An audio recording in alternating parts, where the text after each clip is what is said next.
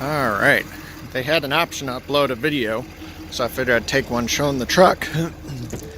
I let it warm up a little bit, so you don't have to hear the motor running over this video the entire time.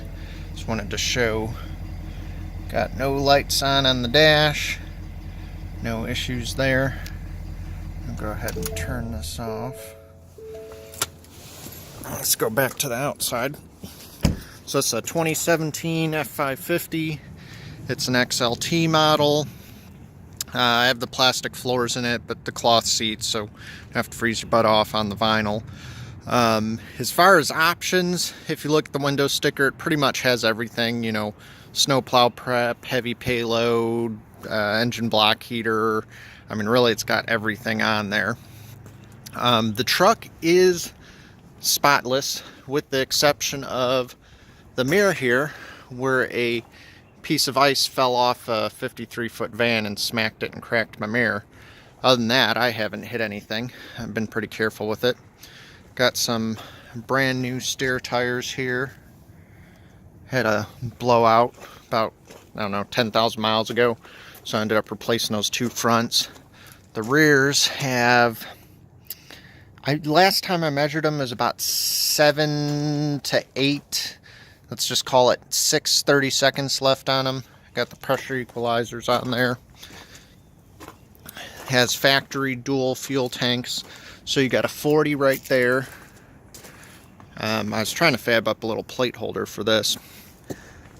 You got a 26.5 gallon in between the frame rails.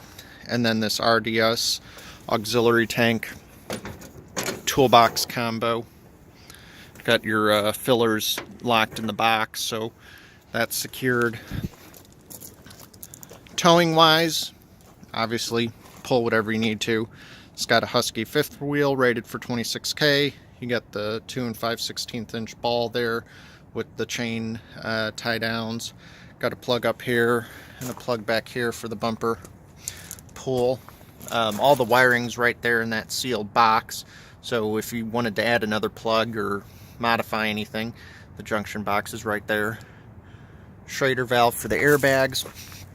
It is an onboard compressor though, and that's all on the upfitter switches right here.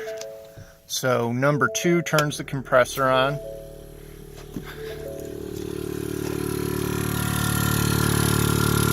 Got a Viair 480 200 psi compressor. The tank is a 2 gallon, and that little green inline pump is for the auxiliary tank. The way Ford's new tanks work is it pumps out of the 26 gallon, or the front tank. The rear tank pumps into the front tank, and I have the auxiliary tank set to go into the rear tank. So you basically just watch the level. I usually work off just the 2, the auxiliary and that. That way I don't have to fill up 3 separate tanks when I stop, but you know, I guess if you need to squeeze in the extra miles, you can do that. Crew cab, AC inverter, I got extra tail light, extra fuel filters. You got the storage boxes down here. Rear power slider, some airline repair, just in case if I ever had a break in the line, I would be able to kind of patch and fix it on the road. Coming back to the upfitter switches here, number 1 works that inline mini fuel pump, and then number 4 is for the power for the self-leveling system. So the air ride, I don't know if I can get in there and really see it very well. It's got a magnetic self-leveling system. And you can leave number 4 on all the time and just let the air ride level out. It doesn't move right away because it's got a delay in the relay. That way when you're bouncing down the road, it's not trying to constantly adjust. So I think it's about a 30-second delay on the relay, and then it'll level off. The, what system was that? AirSafe? Oh, you hear it kind of click there. I ended up going through and rewiring it so it has automatic, it comes with an automatic deflate valve, but I put in another valve so it works off that 200 psi tank. And then that way your compressor isn't dedicated to just the airbags. You can use, like I put in a little chuck right there so you can air up your tires and everything. If you wanted to add air horns or, you know, basically any other air accessories you want to add, you can add, because you're not reliant on having that compressor dedicated to being the same pressure as the bags. Let's see. This video is already too long, so I'm sure you stopped watching by now.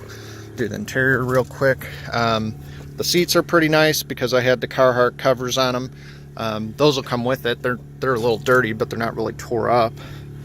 Got the self-folding or auto-fold power extend mirrors. It is an XLT, but it has the MyTouch with the navigation, trailer brake controller, four-wheel drive, yada yada yada, center console. Nothing too amazing, but you know, it's nice to drive. You got another power inverter right there so you can fast charge your cell phone and all that kind of stuff. These little magnet balls, I have the little pads you can put on, you know, whatever device you want it to hold. It works really well because I tried the clamp on and the vent stuff, and with how much this truck bounces, everything fell out or ended up pointing down. The magnet ones, they move a little bit, but they actually hold everything surprisingly well. Let's see, what else? I think that's it. Got ELD wires already in there and all that kind of stuff. You're set to go. The paint on the outside has the Z-Bart protection. So you got the paint protector, you got the rust proofing in the doors, which is a little redundant since this is aluminum, so I don't know that you really worry about rust, but I guess corrosion can still happen.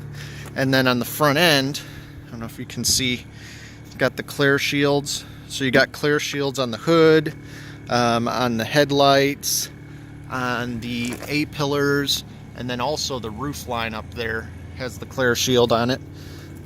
You know, again, I wasted a lot of money on this truck because I thought I was going to keep it for, you know, 600,000 miles, so I wanted to stay nice as possible. But if you have any questions, feel free to just shoot me a message. Thanks.